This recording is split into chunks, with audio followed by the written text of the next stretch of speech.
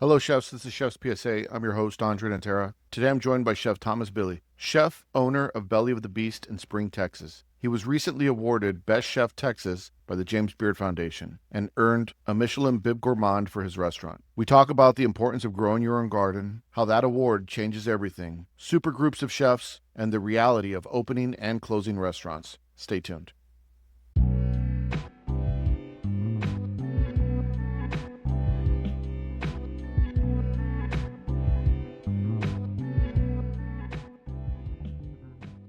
Chefs, your road to excellence starts with what you wear. For over 90 years, Brigard has defined luxury, European design and innovation in chef apparel, serving those who pursue perfection daily. Brigard USA brings modern designs along timeless classics, featuring the legendary Grand Chef to the contemporary Etheria and the Greg Chef jackets. And in the kitchen, nothing beats the original must-have apron, the French Bleu Travail. Iconic for decades as the workhorse of the classic French Brigade kitchens, with a legacy reinvigorated by the hit FX series, The Bear. Brigard's designs offer the finest materials, cutting-edge aesthetics, and a global perspective, backed by Brigard's world-famous concierge service that makes outfitting seamless. From one chef to the entire hospitality staff. Chef's PSA listeners, save 20% on your first order at brigardus.com. That's BRAGARD US.com. Elevate your kit with Brigard, where tradition meets innovation on the road to excellence. Use the promo code CHEFSPSA20.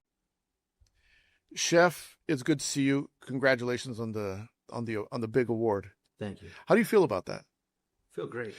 How was it? So what people don't know, I'm going to share a quick story. Yeah. What people don't know is at the awards the day before you were having dinner, and I bumped into you at dinner. Yeah. Yeah, you were up at Nick and Junior's in Chicago, and you were eating with yours, and I came in by myself. I was going to have dinner with Junior, and I bumped into you, and we were talking, and it was great. And then the next day, I'm in the crowd. I'm sitting in the back row. Yeah. And it comes to Best Chef Texas.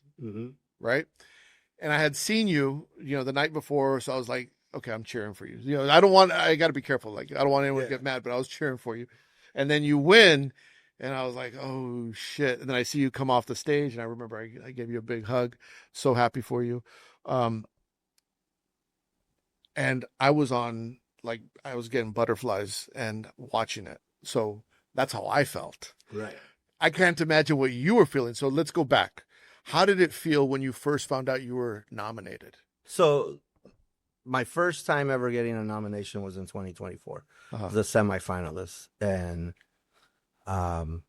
they couldn't have come at a better time.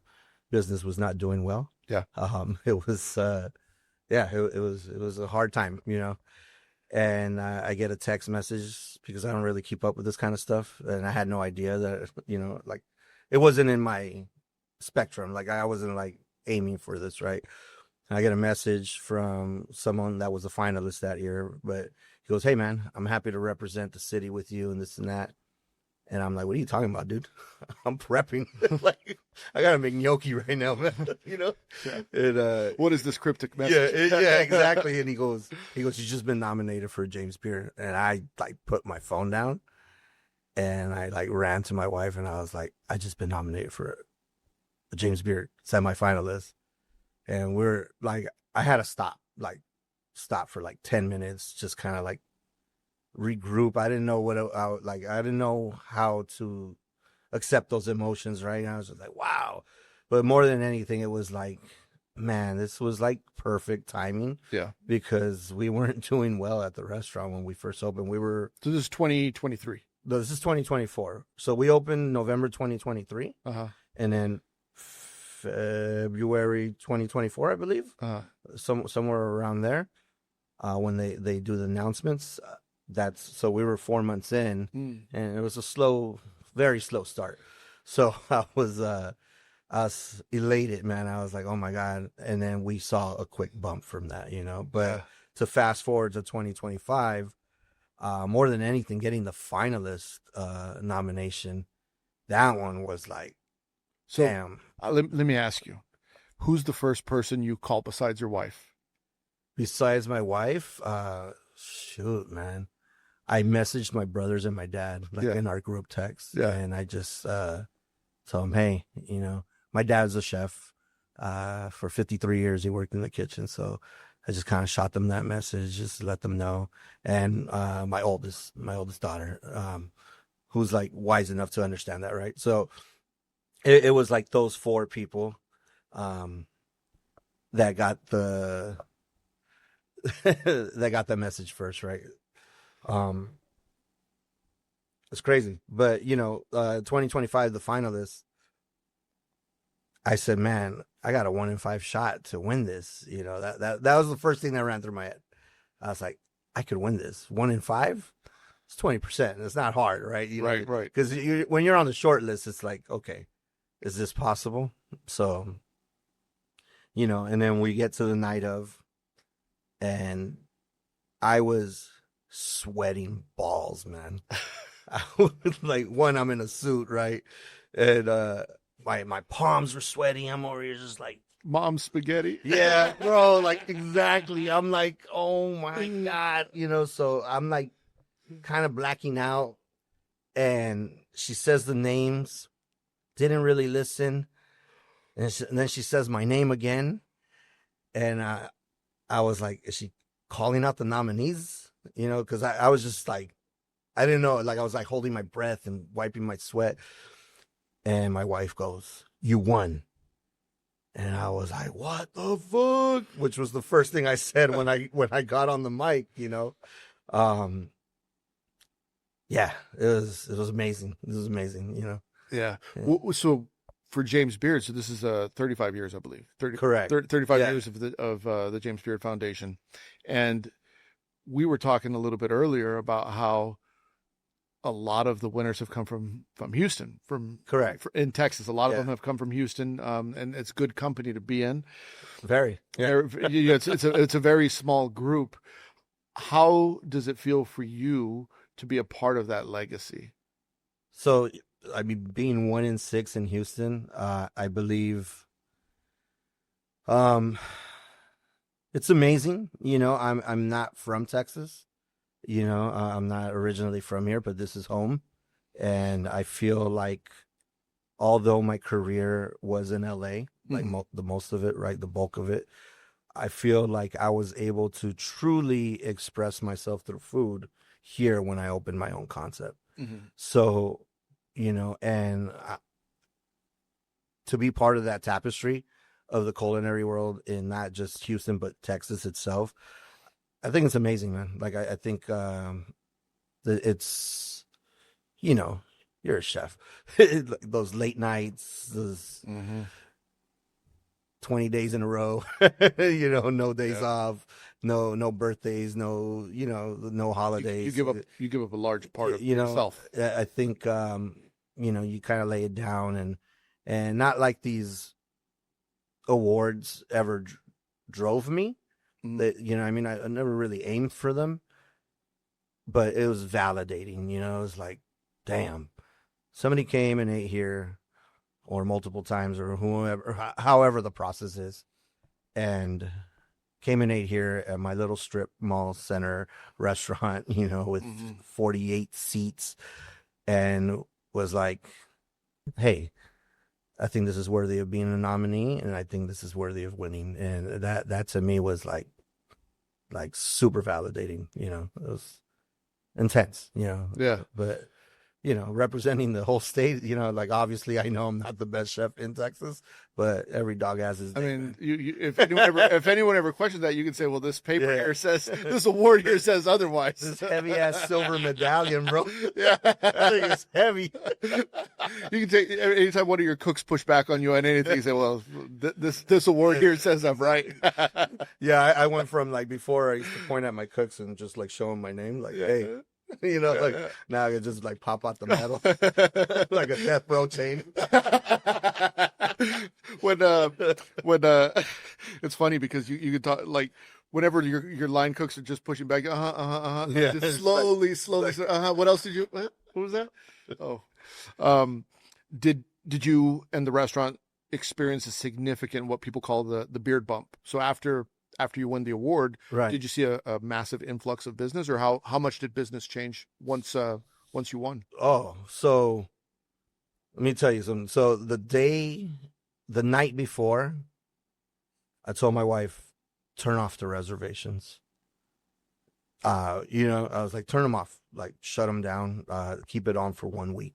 I told her, and we were already in the process of switching over systems because we had like a reservation system that was through the POS system, and it wasn't really good. It was like MS DOS, like I had no features in it, right? It was like literally you make a reservation and it gives you a time and stuff like that.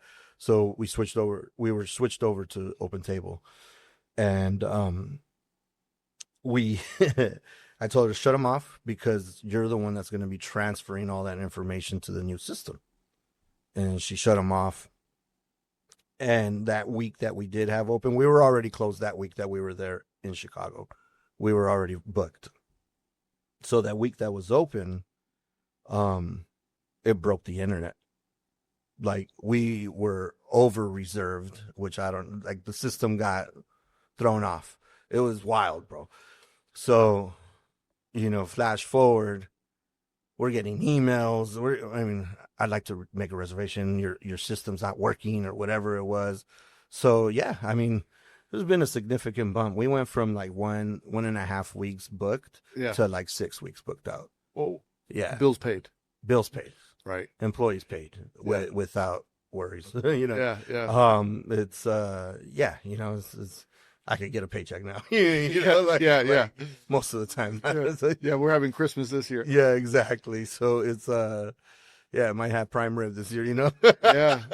But yeah, there's been a significant bump, and it's been great.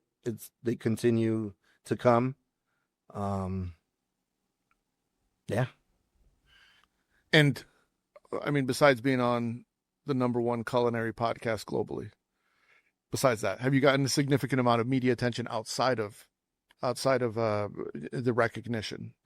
Yeah, we've gotten local news channels to come. I was on a show called Eat Like a Local with I listened to that one. It was good. Yeah, so you know, with Chris Shepard, and then who's also a James Beard Award winner. Just kind of random stuff. Like I was just on a YouTube episode with Max Majima, who makes knives. I saw that. What was that about? Bro, this guy made me a freaking samurai sword, bro. Hattori Hanzo. Yeah, man, literally. That thing is so razor sharp.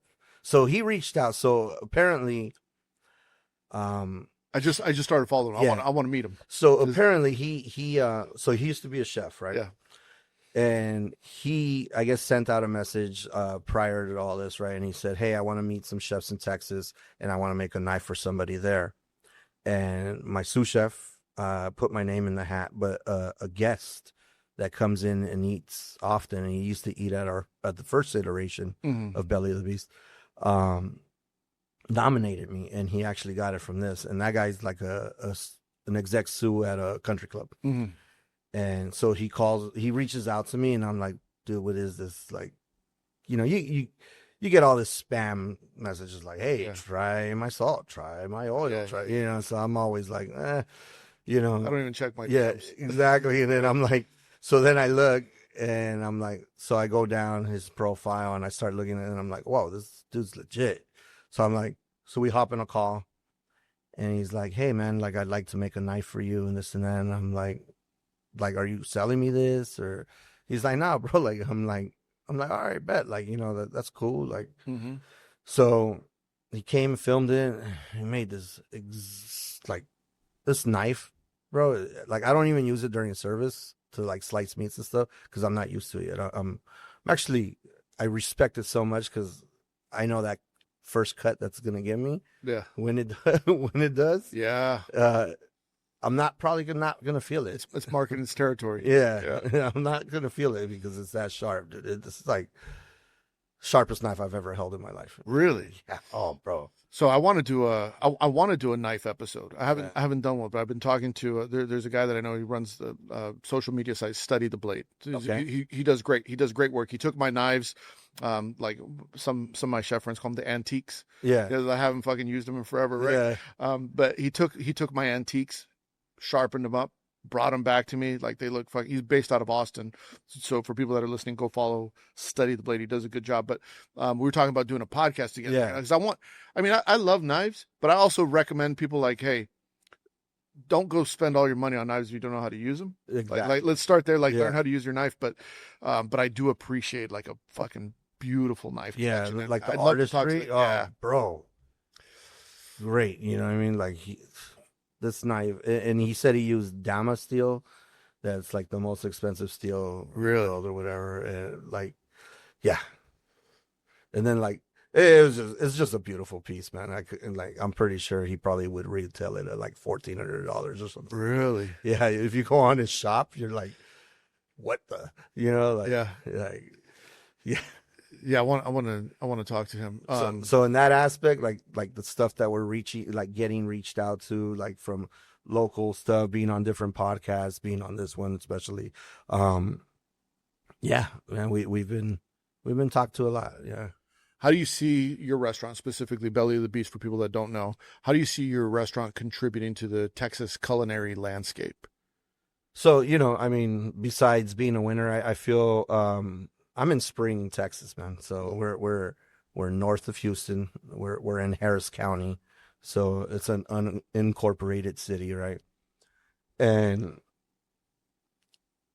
we're a community neighborhood. I feel that I'm able to, because a lot of the food I do is stuff from my upbringing or my travels and my career. But it's not specific, because a lot of people have a misconception that you're only doing Mexican food. You're not. We're not. No. Yeah. So I always call it New American through the lens of a first generation Mexican American, right? Mm-hmm. And I always explain to them, what's that mean, right? Like, so at home, I grew up Mexican, speak Spanish, eat Mexican food, but then you go out in the world and you're just eating everybody else's cuisine, right?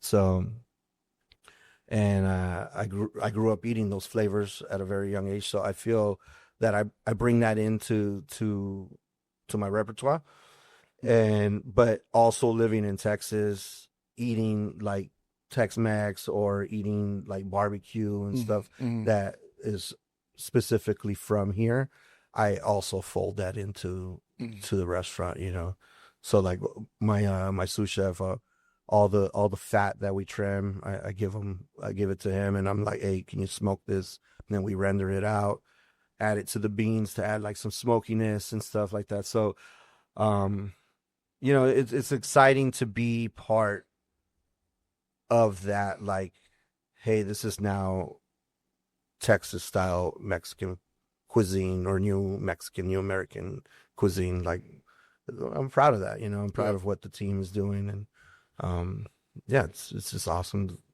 How did the award affect how your relationship is with the community that you're in, number one, and then number two, how did it affect your team when you came back after you won the award? So I think everybody is proud that I brought it home, right? Like brought it to Houston or the greater Houston area. But I think more specifically, like putting like being one of the like top restaurants in Spring is like, you got Corkscrew with a Michelin star. You got Rosemeyer, who got the Michelin Bib. We have a bib as well. But I think bringing home the hardware like that, I think it was like something that was like, whoa, what's going on out here? Like, what's in the water over there? Like, right. I think, and the community loves it. Our guests are amazing. The majority of them, are like genuinely happy. Like when I go touch tables, they're like, we're so happy for your success. Like, like you could tell, like it's genuine. Like, man, congratulations. It's like the first thing they say to me when I touch their table. Most of them, right? Most of them that are dining there, they know why they're dining there, right? Or they're just trying to come check us out, or whatever it may be. But for the team, I feel like it's like my day one. Obviously he's working a lot more. He's got some hours on him, But not only that, I think I was able to hire more people, which wasn't the case before. I watch my numbers, like keep labor tight. I do a lot. I'm super hands-on. Like I'm very hands-on. I still work the line, wash dishes, do all this stuff. But I make sure that my team is being able to make a living wage and stuff like that. Yeah. Especially now that we're busy enough to be able to support that. Yeah, I mean, it's so important. Being able to be a good business owner is it's not just the awards, it's not just the food, but it's also about the entire ecosystem of what a restaurant delivers. And I don't think a lot of people fully think about that understand the pressure that goes with a business owner. Hey everyone, I'm going to interrupt this podcast very briefly for a special message from the James Beard Foundation and Chef Elizabeth Faulkner.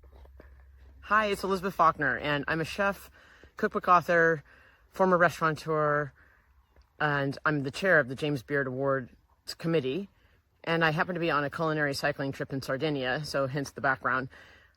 And I just want to say I'm thrilled to announce the 2026 open call for entries is open for the James Beard Awards. The James Beard Foundation celebrates all ends of the culinary spectrum, and we are celebrating 40 years of the James Beard Foundation this next year. So open call for entries means if you're a chef or a som or a bar manager or a cookbook author, you can nominate yourself. Other people can nominate who they think deserves or who is worthy of a James Beard Award. I was a nominee in 2005, and you never know where the culinary world is going to take you, even far in places like Sardinia. So if you want more information, go to the James Beard website, jamesbeard.org/awards, and nominate somebody. Absolutely. There's a lot of pressure there. Yeah. Well, I mean, what they say is like a rising tide lifts all ships, right? Yeah. So, and I always say if I eat, you eat, Right. So, and I like to be able to spread that. And like, the team is super reliable. They come in, they pump service out, and, I'm very laid back compared to the chef I used to be. So, Yeah. What do you mean? like, You were intense? I was pretty strict, man. Look, I never. What do you mean? Were you throwing shit? Look. No.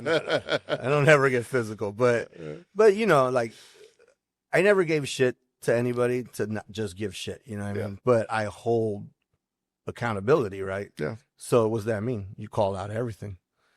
You know what I mean? Hey, chef, what are you doing here? Yeah. Chef, what are you doing? Like, so some call it micromanaging. I call it pursuing excellence. Yeah. If you're it's something my dad would always say is don't practice mistakes. Right. You know what I'm saying? Yeah. I love that. That's going to be Chef's PSA. Credit to your dad. Yeah. Don't practice mistakes. And my favorite one is this is something I made is like when you make a mistake, fix the error, right? When you make the same mistake, now you're making a choice to make that mistake. Yeah. I agree. So that's a choice now, right? Like, so it's like, there's something wrong and you still decided to do it. Yeah. I want to ask you about the creative process in your kitchen. How does the menu writing process work? So it's very seasonal. Of course you got your staples. I change the menu pretty much seasonally, like every 2 months. Then I use like the micro seasons of stuff that only runs for a few weeks. I think it's very important. I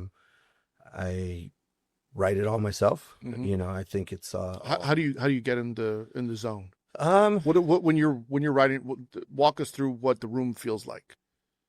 Sometimes it's just like after a long day of work and I'm driving home and I'm like, damn, what if I did this and this and this? It just like pops into my head, or there's sometimes that,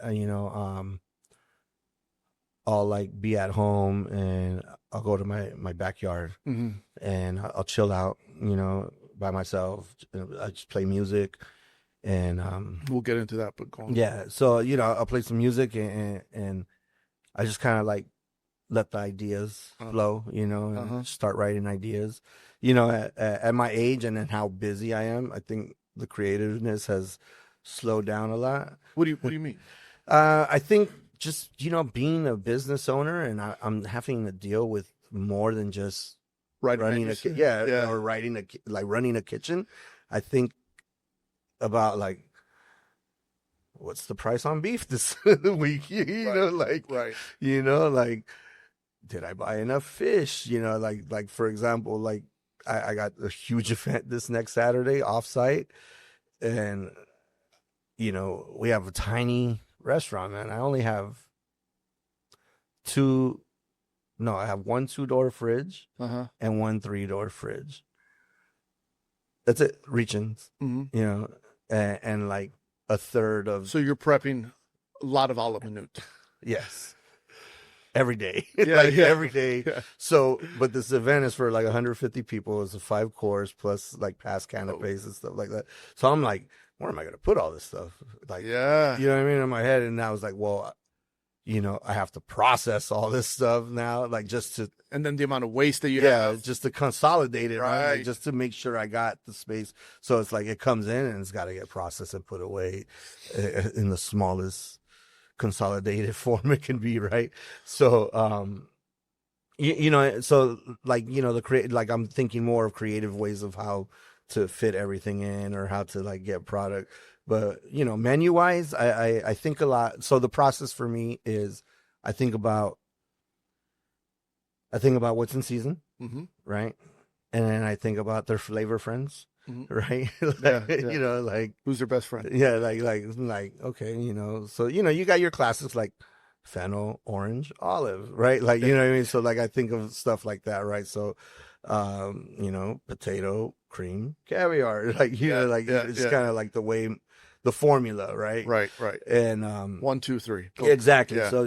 So that's how the process goes, as far as like the formula of like thinking of that. And then you start thinking kind of like outside the box, like how can I personalize this? Like how can I make this my own? For example, we have some empanadas de papa y queso, right? And I made that because I grew up eating tacos dorados de papa con queso, like that's what my mom would make. And I was like, well, chorizo in there too? Yeah, sometimes, you got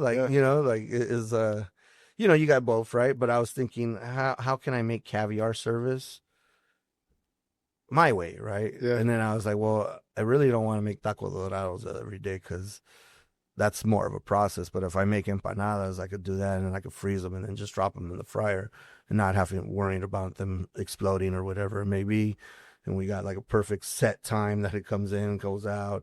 And I'm like, well, let's serve that with creme fraiche and caviar, and just kind of like change the process of like, it's just another way, another vessel of how to serve that, right? But personalized, So, but I think seasonality is a big thing. One, I mean, the product is better, right? Tastier, at it in its true season, right?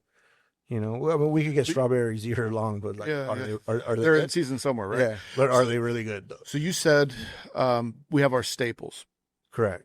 And then you build around it. What are those staples on the menu? So the staples on the menu are the empanadas. We have like a tuna tostada. Got this grilled, like a lemongrass grilled shrimp with like crispy pork belly, tom yum kind of salad situation that I was doing since the pop-ups, and I really love it. We got our carne asada, which by far is probably our biggest seller. Yeah. Wagyu, it's like Wagyu bavette, and then I make I call it frijoles a la go. So I make. What is this? So it's so we use that smoky beef tallow. And Yeah. I refry the beans, and then I pump in Oaxaca cheese into them. And then And so they're goopy, So that sounds amazing. So like actually when they sit on the plate, you wait like 5 minutes and it's just like almost solidified right there. Yeah. So when you like scoop, it's like. So frijoles aligo. Everyone listening right now is like fucking taking notes. That's why I call it that, because the reason that is because the empanadas de papa y queso, I make poms aligo with it. Yeah. Right. So I make like with comte and everything. Right. So I was like, frijoles a la go. That's a brilliant idea. Yeah, I love that. you know, so Yeah. so that's what's served. So that doesn't move. Our tres leches doesn't move. You know, and our ceviches are always moving. It's pretty much like the staples. It's probably like 5 or 6 that don't move. Do you get inspiration from the garden? I do.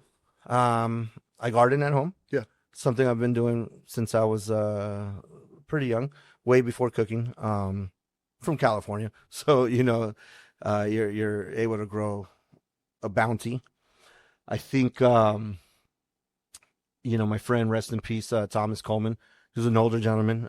We used to chill out at his house, smoke some bud, and you know, I would help him garden. You know, and he taught me like how to like garden organically and stuff like that. And we'd grow like tomatoes, like Brandywine tomatoes, like this big, cucumbers, like zucchinis, like it's amazing how different. I tell people, if you want to understand food better, plant a garden, because I feel like it. You understand seasons and micro seasons. Correct. Right. You know, like, okay, cucumbers are good, but they're only good this week. Exactly. Like right now they're at their best. Yeah, exactly. You understand what the stems smell like, or like, you know, tomato vines smell beautiful. You have such a beautiful aroma, but you don't know that if you don't grow tomatoes. Exactly. And you get to see the process of the plant, fruit, and the seed, right? So, for example, and I learned that from a chef that I used to work for in LA, you know, specifically nasturtium, right? So you got like nasturtium, you got your leaf, then you get your flower. Yep. And then you get the little bud, right? The little seed.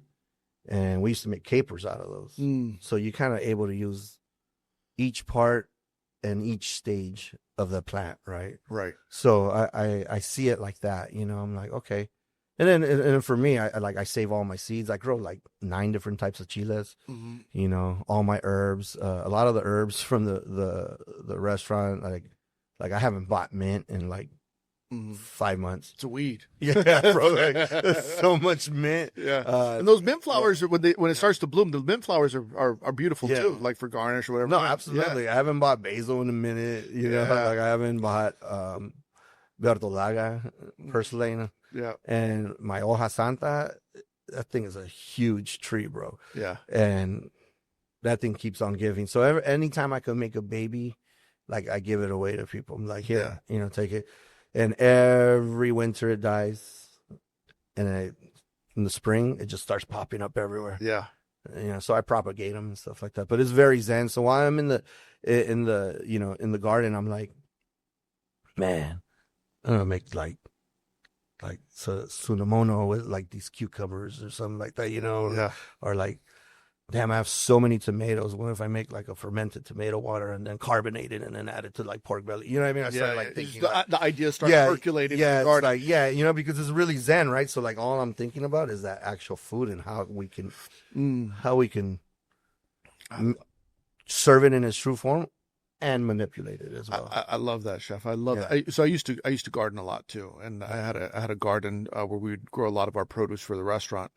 And I learned so much in gardening. But the other cool thing that I don't think people understand when you plant your own food, you appreciate a lot more when you have to grow it. And it's like I waited 6 months for this. Like don't fuck it up. $400 of soil. Yeah, like don't fuck this up.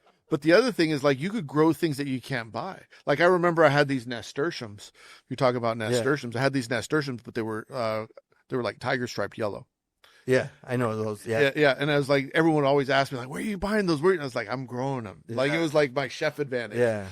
No, absolutely that. And I was doing that with borage flowers. Man, people try to charge you a lot for borage flowers, you know? Right? Yeah. And what people don't know is that you could use the leaves. People. Right. So I was just talking with David Breeden about that. Like, those taste like cucumber. Yeah, delicious. Big time. Yeah. I used to do like a creamed borage leaf, like situation, like cream spinach, but like bomb, you know, like even like the growers that I know, which they're probably going to charge me now, but like I'll be like, I'll be like, hey, what do you do with like the borage stems and the flower? Oh, I'll just get rid of them. I say, you know, why don't you give them to me? Let me process them or do something, you know? Like, yeah. But you know, I love that. Yeah, it's The garden, man. The garden, you could learn so much from the garden. You appreciate food just completely different if you understand where it comes from, how it grows, Exactly. and if you're growing it yourself. Yeah, especially, man, get your hands dirty, you know. Yeah. It's like, I love the smell of good soil, man. Mhm. You know, it's like, Do you grow chiles? yeah,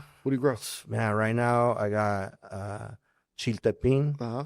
I got serranos, I got this black habanero that just finally Black started. habanero? Yeah, my mom brought it from Mexico. That's one of those, like, you growing shit that no Yeah. one else has, right? Yeah, pasillas. Yeah. I grew some chihuahuas. Uh-huh. This chihuahua rojo, some costeño rojos. So those are Oaxacan chilies. My mom called this one a canica, and it grew like almost like a cascabel, but it had like a point to it. Strange flavor. It was good, really fruity. And then what else did I grow? Oh, some banana peppers and stuff like that. Yeah, Mm-hmm. yeah. I want to ask you, Chef, because a lot of people are looking at you right now with all the success that you got, but it wasn't always easy, right? Nope. Yeah, everyone just sees you as like, oh, overnight success. Like, Yeah. they didn't see all the grind up to this point. Yeah. And then your dad was a chef, Yeah. grinded in advance for you, right? Exactly. Yeah. What are some of the lessons that you learned from opening up a restaurant that, like, if you could pass on maybe a couple of key lessons to people that are thinking about opening up a restaurant? Right. What are some of those key lessons? Honestly, I think the biggest lesson that I learned on my own is how to manage yourself, right? So when you're an employee, you got someone above you, right? Mm-hmm. You got someone that writes your checks, someone that writes your schedule, and, you know, you got projects that you got to turn in a timely manner, right?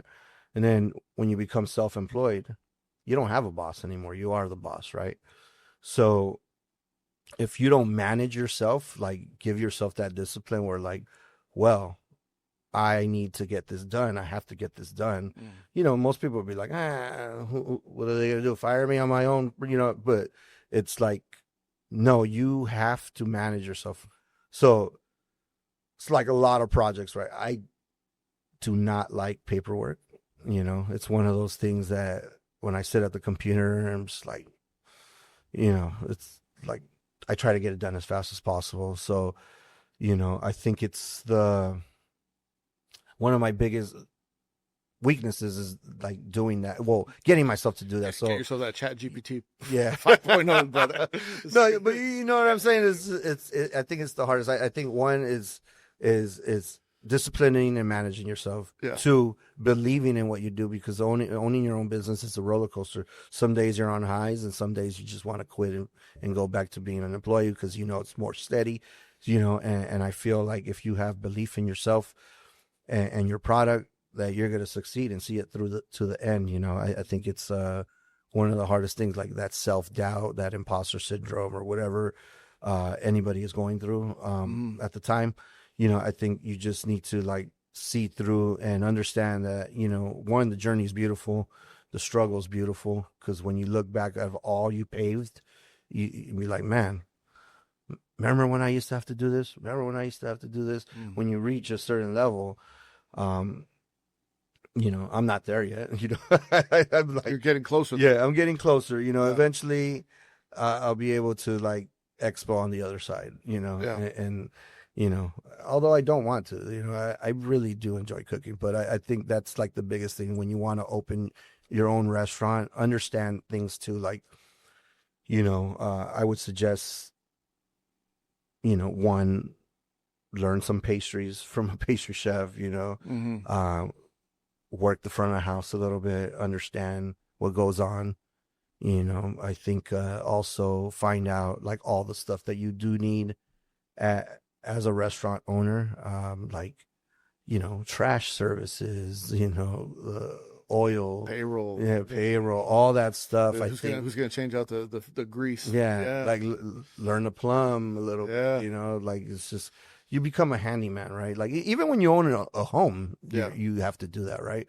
So I think how I learned all that, though, is I worked somewhere in LA, and I had some crazy responsibilities more than every other sous chef, and it was responsibilities I didn't have to deal with the kitchen. Yeah. But you know what? It Miyagi'd me, dude. Like, you know what I mean? That's a Thomas job. It Miyagi'd me. And so when it came to open the restaurant, I'm like, oh, yeah, I got to set up an account for this. I got to set up an account for this. Like this, and I got it all done. Yeah. So I was able to do it because I had to do that when I worked for somebody. Yeah. Yeah. You got to think of who's doing the linen. Where are we getting our Exactly. Where we're getting our side towels from? Are we washing? Who's washing them? Are we getting aprons? Are we paying uniforms? Are we buying them? Like, Yeah. what if they quit? Or Yeah. they take the uniform? Like all these things that people don't think about. Exactly. Even like, yeah, like the shirts and all that stuff. Yeah. And then you got taxes. Oh. I won't bring that up. Yeah. Oof. Yeah. Then you got No, but I deal with that. Though. I actually do that. My wife does, like in this iteration. Yeah. She does that, and that's why I shouted out to her like that. She's the 90%. Man, she does so much in order for me to just be in the kitchen. But when it does come to taxes, I'm the one that doesn't. Yeah. Like, I calculate everything. I do all that stuff. So. Have you ever had to close a restaurant? Yeah, closed my own in 2021. How was that? So you learn a lot from opening, but you also learn a lot from closing. What were some of the key takeaways that you learned from closing a restaurant? From closing a restaurant is, you know, I think, you know, the reason I closed the restaurant is I was wanting to look for a better, bigger space, more commercial. Yeah. Okay. It was a converted home, and it had a lot of problems. It was like a 50-year-old home. Mhm. So it had 50-year-old problems. You know, Yeah. it's just no AC in the kitchen and stuff like that. So, you know, I wanted something bigger and, you know, a little more efficient for us.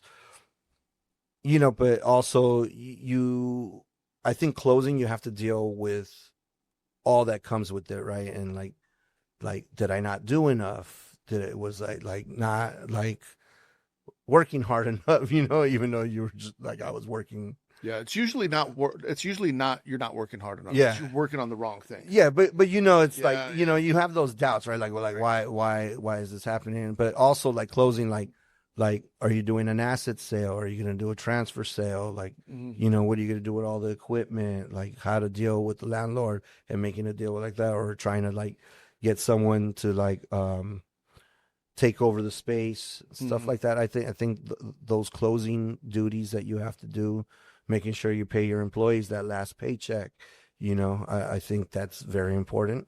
You know, stuff like that, and then, you know, seeing if you could help those employees get employed somewhere else, or if you are lucky enough to you know, sidestep or pivot and have a job, maybe you could hire them there. You know, it's kind of like thinking about everything, you know, like that encompasses having the restaurant. Or are you going to keep the equipment and get a storage unit, stuff like that. And then also closing, like, I mean, I didn't have to do that, but like if you have to close that DBA and that license, you have to do your final taxes and make sure you close the business properly. Because believe me, when you do that, they're still going to send you something and say that you didn't do it. And then you just have to kind of show proof that, yes, I did do it. You know, Right. So much. Deal with that red tape. On the legal side, it's, I mean, I everything that I have to deal with just with Chef's PSA is a lot. Like just from an accounting standpoint. Like I spend, it's on my calendar every day to do accounting work. Every day, 7 days a week, I have to do accounting work. Wow. Yeah.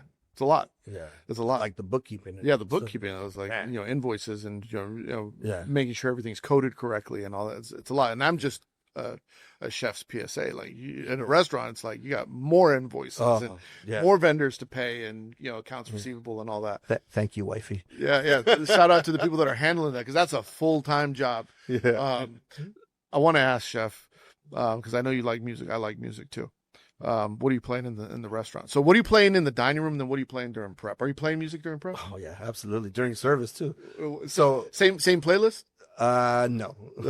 So during prep, depending who's around, it's typically just me.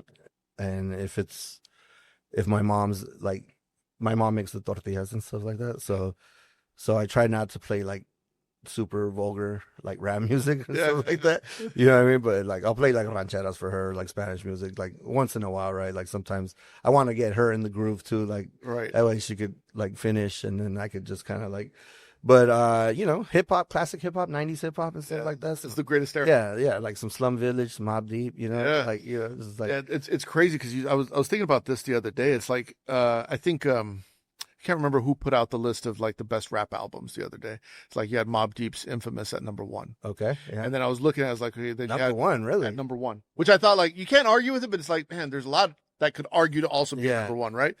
But it was like some of the, I'm just kind of pulling off some of the ones that I remember, like Supreme Clientele, the first one. Yeah. Raekwon's Only Built for Cuban Links, Nas's Illmatic, Jay-Z's Reasonable Doubt, Biggie's Ready to Die. And I started looking at that and it's like, this is all from the same era. Like, it's all the same. Like when people talk about the great, like they argue who's the greatest MCs, who's the greatest albums. Like it's the same 5 to 10 years. Absolutely. I think for the new school, because I am a Kendrick Lamar fan, I would put Good City, Mad Kid in there. Yeah. Good Kid, Mad City, and Damn, the Damn album. I would put that up there in that echelon. Yeah.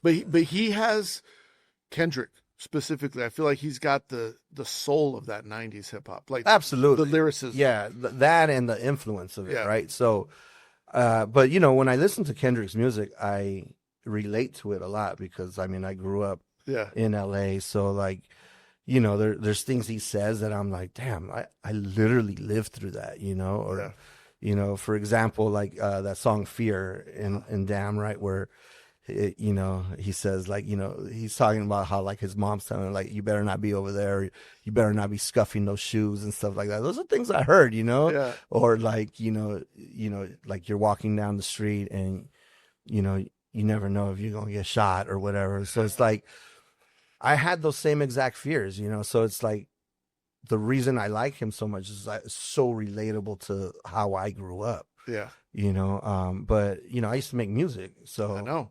I used to make beats for a good while, actually. Like hip hop beats. I had a MPC 3000.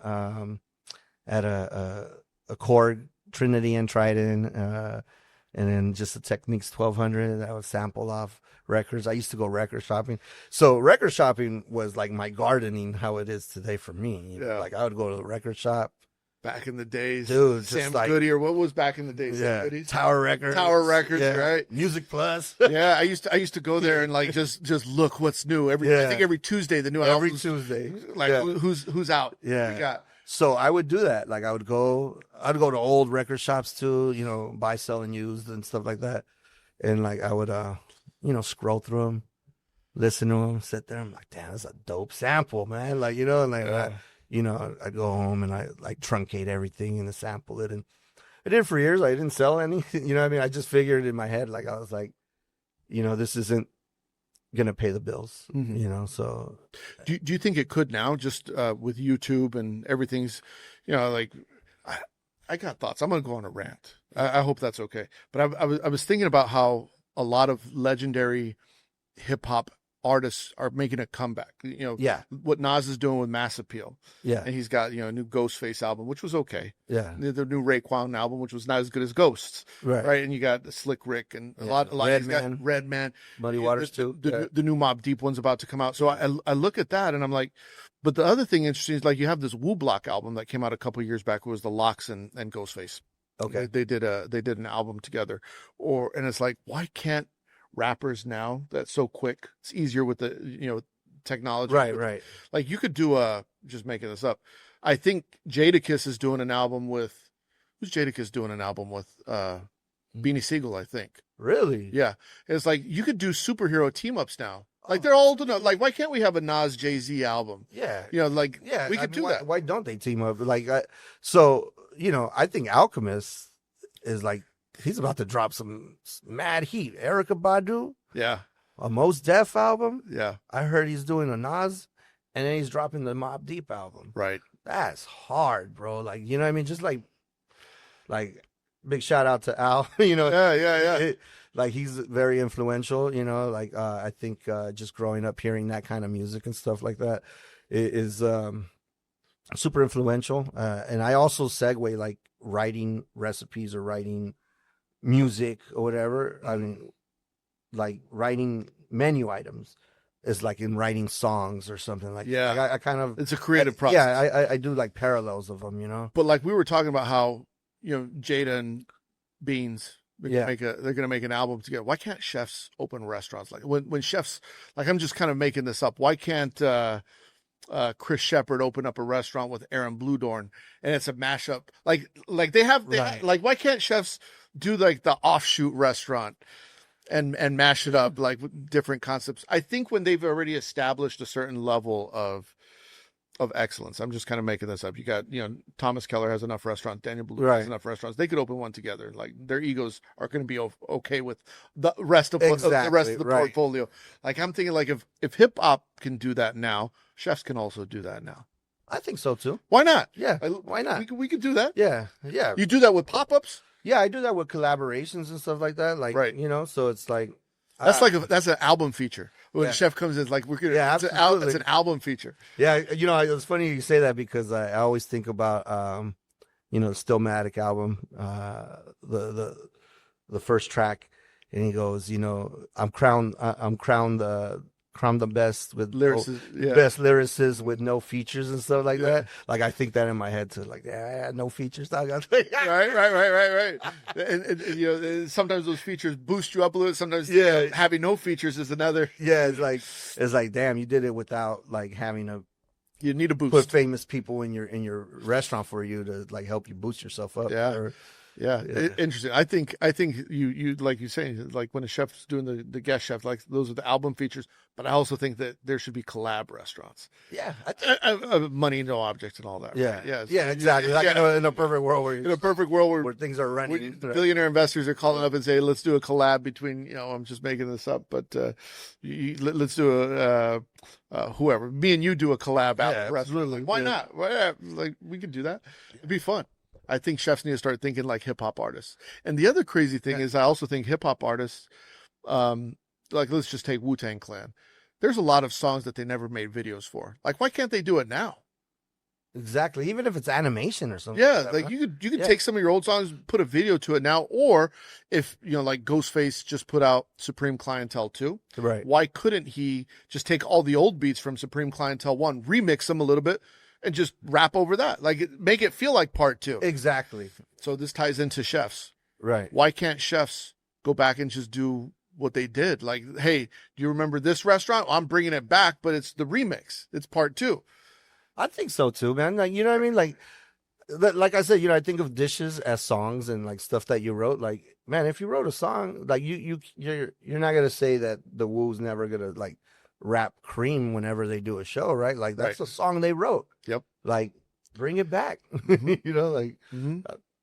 I do. I do like, I have like the seasonal, like, okay, this season we're going to do this corn dish again. I kind of like, you kind of bring it back, right? Like, cause it's a fan favorite and it's only here for a short time, right? So it's like, Wish I could get on tangents about hip hop. Yeah, absolutely. We lost the plot here for a second. Where are we at? So when we're wrapping up the show, I like to ask people like, station setup on your station. When you're finishing station on the line, whether you're working the pass or you're inside expo or whatever, right? What is your salt in the kitchen? My salt is it's a Mexican sea salt that I use. It's a little thicker grain, almost like cell grease. Mm-hmm. It's from La Paz, like Baja California Sur, and actually make 2 different types. I do a lime salt and a lemon salt, so I finish them that way. What's your all-purpose workhorse salt for everything else? That same salt, but in a finer grind. Got it. It's called True Salt, and it comes. Salt. Yeah, I never heard of it. So I'm a Morton's fan. Yeah, Morton's. But when I found this salt, I just fell in love with it. But it's called True Salt, and they sell it in the same kind of box, the 3-pound box. But yeah, that's like my everyday seasoning salt. What do you use like for finishing for acid? Is it vinegar? Is it lemons, lime? All purpose? It all depends. Yeah. Some things get sherry, some things get champagne vinegar. A lot of things get lemon and lime. And are you a cut the tape type kitchen? Oh, absolutely. What color? I use yellow tape. Yellow tape. It's like Crips and Bloods, but Yeah. Yeah. No, you know why I use yellow tape? you got Crips and Bloods, and Yeah. you got the blood in, blood out. Yeah. You know why I use yellow tape? Why is that? One, it costs less, but I just like to be my own person, bro. Like, Yeah, I yeah, use fair. blue and green. I'm like, bro, I got yellow tape. Yeah, Like, yeah, yeah. like, Where do you get yellow tape? What brand is it? I order it through Amazon. You know? Yeah. It's a yellow painter's tape, you Yeah. know, and it works Okay. just as well. Yeah. It's- It's so funny because I'll people will argue in my comments Yeah. sometimes like green and blue tape, and they're like, no, the green it leaves more. It's like it's not that hard. Like you got to use a little bit extra strength to pull it. Like Oh, if you're using like frog tape, man, Frog tape's the that's worst. expensive, but though. the frog tape it doesn't stick. Yeah, it doesn't. But I don't have a problem if it sticks too much. It's like it's yeah, you it's gotta not pull a little. fun. You gotta wipe pull it it. off. You got to Yeah. pull it a little It's harder. not that much goo, you know what I mean? Yeah. But the yellow tape, when you write on it, you can see like clearly. Right, yeah. The blue tape for me, I can't see on it. yeah, I'm like, I'm like, I'd be like, what? Like the Yeah. green tape, yeah, but I use yellow tape. Yeah. What about plate wipes? How are you making your plate wipes in the kitchen? Man, it's an inside secret right here. Yeah. I do. I get the sponges, the soft sponge. Yeah. Not the combo one, but like sometimes I only have the combo one. Mhm. But I get a soft sponge and I cut them into strips, Yeah. and I do a little sigillated water, and I have that. Yeah. Vinegar. Yeah, a little vinegar, a little distilled vinegar, some warm water. I like the sponge idea. Yeah. I've done that too. They're great. It's great. Yeah. And then you squeeze it out. And Yeah. I think it's more innovative than having to make the little roll ups. I used to have to do like those little roll ups and then tie them in the middle, and so time waster, man. Like Yeah. choop, boop, boop, boop. Like, Yeah. do the I sponge, like man. this. You're fucking. People are Write this down, guys. yellow tape and sponges. What about? Is there something that you do in your kitchen that you think brings a significant amount of flavor that not a lot of people do, or a technique that you think, hey, more people should do this? I think, one of my favorite. I mean, two things. I think one, I season in levels, right? I season it right away. If I'm sweating, drawing it out. I think in the middle, and then obviously if it's a puree or something like that, I season again. Taste, and then adjust seasoning, adjust acid levels and stuff like that. I think also adding touch of sugar sometimes to certain dishes, or certain sauces or purees. I think also kind of brings out different nuances. I think I use fish sauce in certain things. Put it in your mole. No, not in the mole. So right now in the fig mole, I use dry figs, fresh figs, and fig leaves. So I try to, like and I think those fig leaves have a nice yeah, flavor, like the aroma, like man, if you make a simple syrup out of that fig leaf, it almost has like a coconut. yeah. Yeah, Yeah. It smells like the brown bottle, the tropical Exactly. wine, whatever it is. Yeah. Yeah. That, and I think getting like depths of flavor. I'm old school, man. I was a saucier for a long time. Fucking kings of the kitchen. Yeah, so roasting the bones. Yeah. And so like I like to roast the bones really deep, like in the pan, break them down smaller pieces, so you kind of really get that. And then once you're at a level, I like to add a little bit of water and then help it and then evaporate and then refry them again and then build the sauce. And I got all this beautiful fond and all this stuff and then just kind of build upon that. And then what I like to do, let's say it's like a jus, at the very end, I add the herbs and let it steep so you could actually taste the herbs. Because if you start like with fresh herbs in the beginning, they dissipate. So I treat it like a tea. Yeah. Yeah. It's funny. David Breeden was just on, and he goes into stock a lot. That's the same method he does about straining through the through the herbs. It's the way they did it at French Laundry. Chef, if you had a Mount Rushmore, 4 chefs that you think should be on Mount Rushmore, Man, who should they be? I'm really excited about this question. Are you? Yeah, and it took me a while to think about this. Okay. And I'm gonna give some reasons why on some of these chefs. Okay, so Ferran and Albert Adria as one. Yeah. Like as that team. I think what they've done, innovative wise, has not been surpassed. I think I think it's been a foundation. They were doing foams like in the 90s, Yeah. and they didn't catch on till like 2000s. So it's like, how ahead of your time were you?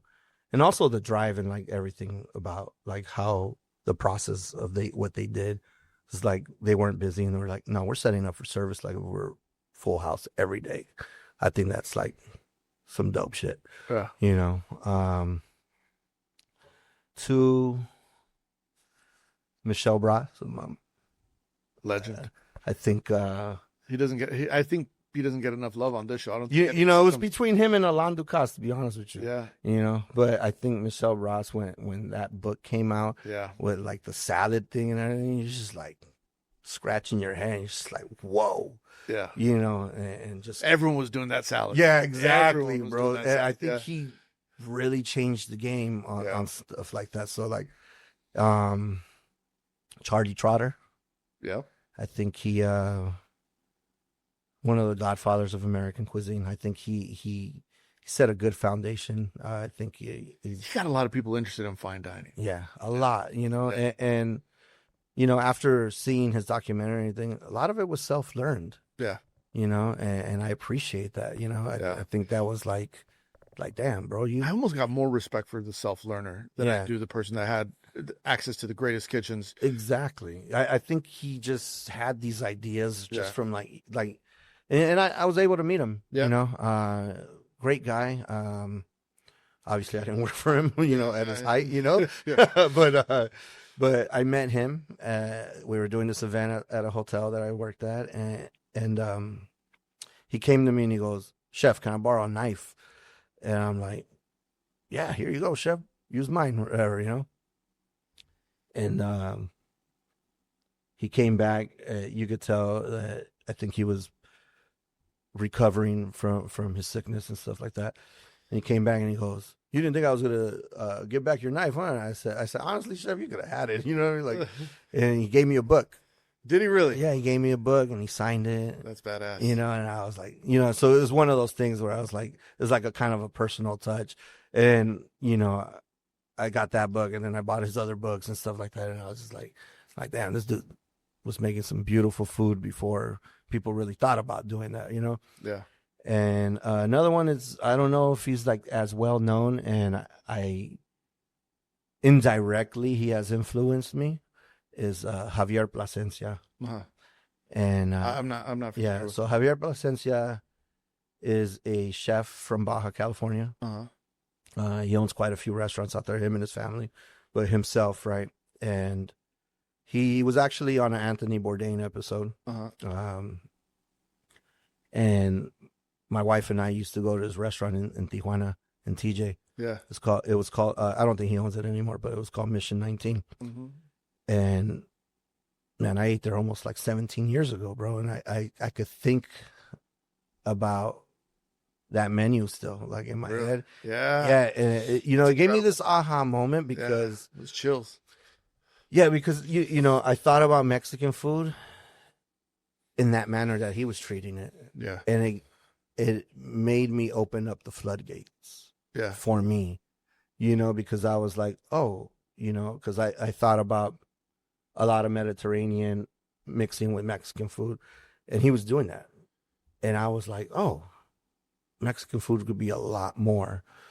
And he indirectly influenced me. And I got to meet him a few times, Is it still around? Oh, yeah, absolutely. He's Yeah. got a Michelin star in Baja California Sur for, I think, his restaurant called Animalon. Well, hopefully he listens to this so you get us. Yeah, Yeah. he's badass, man. And we did a food and wine event for him. I did it in 2017, Uh-huh. October 2017, in Ensenada in the Valle de Guadalupe. Mhm. And he was there, we were at his restaurant, and big wine country area like that. It's like the Napa of Mexico. Mhm. And so food and wine festivals, when they're done, like people just go home. Mhm. Not this dude. He brought out like satellite bars, bro, put a band on, and we had a fucking party, bro. For the chefs. For the chefs. Oh. a fucking party, bro. It was that. dude, it was so badass. Drinking, you know, chilling, and then my boys James and Cody, they provided the fish Baja Campachi at the time, right? Yeah. And so we had a like sashimi party, bro. Yeah. You know, we were breaking down fish and just like feeding people, like the few guests that stayed and stuff like that.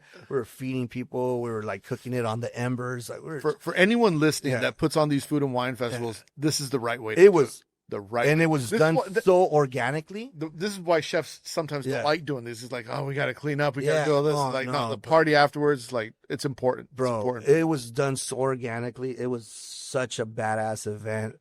And then he had his crew come Yeah. and started to make us like caldos so everybody could sober up, bro. Yeah, that's great. It Yeah. was badass, bro. It was badass. I'm over here like drinking some like soup at like 2:30 in the morning, just trying to sober up. So it's right back, and I'm like, yeah, I feel better already. Yeah, there you go. Well, Chef, where can people find you in the restaurant and online? Online is botbfood.com. The restaurant's IG is at botbfood. Chef, this was fun. Yeah, thank you, Chef. Yeah, we can do this again. This Yeah, is fun. absolutely. Yeah. Got to open that collab restaurant. Yeah, let's do it. Let's do it. I hope you enjoyed the episode. If you want to support Chef's PSA, here's some things that you can do. You can go to chefspsa.com, where you get all the books that I've published, including some free ebooks. You could go to the shop.chefspsa.com, and get yourself some hoodies, some hats, some t-shirts, and support the show. If you want early access to episodes, you could become a premium subscriber on Spotify and Substack and get the episode before anyone else. Get Chef Phrase. And of course, if you're watching on YouTube, make sure you hit the like and subscribe button. If you're listening on Spotify or Apple or anywhere else, make sure you leave 5 stars. Nothing less than 5 stars. It's a 5-star podcast. We'll see you next week at the porno meeting. No Andre in the kitchen, mixing, dropping chef knowledge, no fiction, stirring up the beats, heating up the session. Listen close, class is in session.